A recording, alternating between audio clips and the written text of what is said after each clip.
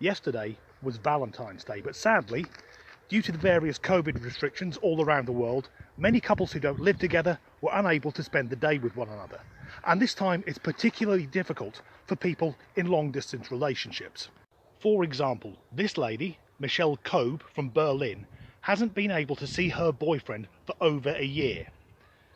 Now, for those of us from the English-speaking world, his name is somewhat unfortunate because he's called Schatz.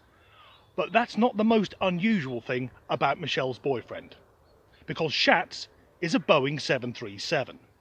I first heard about this relationship a couple of years ago, but now Michelle is back in the news talking about the heartache and anguish caused by the lockdown.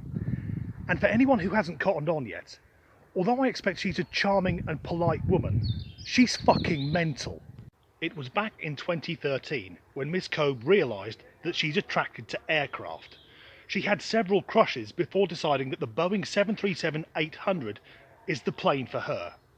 Now, I enjoy flying and I've been on a few 737s, but I've never found myself thinking, I wish this aircraft and I could run away and start a new life together in the Cotswolds, and my enjoyment would be somewhat ruined if I knew that the German lass in the seat next to me was spending the entire flight soaking through her gusset.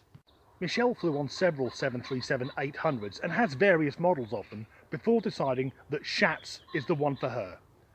And that's the name which only she uses. The airline haven't come up with that. And Schatz belongs to the Dutch airline KLM. I've only had one holiday with KLM Airlines and I was less than impressed. 3 out of the 4 flights were delayed due to the plane having insufficient fuel on board at the airport, the pilot submitting the wrong paperwork and the wrong luggage being loaded on board. And when Mrs. Disgruntled and I finally got back to Manchester, we found that our suitcases were spending the weekend in Belgrade. Michelle usually spends time with her boyfriend by booking as many flights as possible, so she's flying just for the sake of it, something that I'm sure would make Greta Thunberg explode. And I guess it's hard to be intimate with your partner when you're sharing them with 161 other passengers and a flight crew. She went on to say that the happiest day of her life was back in 2019 when KLM invited her to the hangar where Schatz is stored, and as we can see, she had a lovely time. In her own words, "I'm the happiest girl in the world, my cheeks hurt from smiling." And that's the most enthusiastic I've seen someone about a portside navigation light.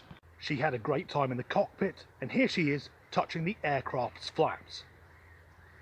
And I'm sure that helped to lubricate hers.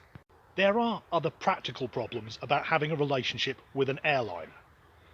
Such as, if she wanted to introduce him to her friends, they'd have to build a 2-mile runway in their back garden. Michelle makes up for being apart from Schatz by having a 5-foot fiberglass model of him in her home that she talks to, cuddles with, and takes to bed. She also has several original components. And that in itself is weird, because that's like saying, I can't see my girlfriend, but it's okay because I've got a few of her teeth. Anyway, she has original components, which in her words, she uses for lovemaking. Of course, aircraft are continuously being upgraded to extend their service life. But I doubt that any of the technicians or engineers who were, say, replacing the avionics would have guessed the parts they were taking out were being posted to Germany so that a somewhat unhinged woman could use them to fuck herself. But at least this is a story that brings the world together. She's German, the airline is Dutch, the engines are British, and the plane itself is American. And despite the famous German engineering, Germany doesn't make many aircraft.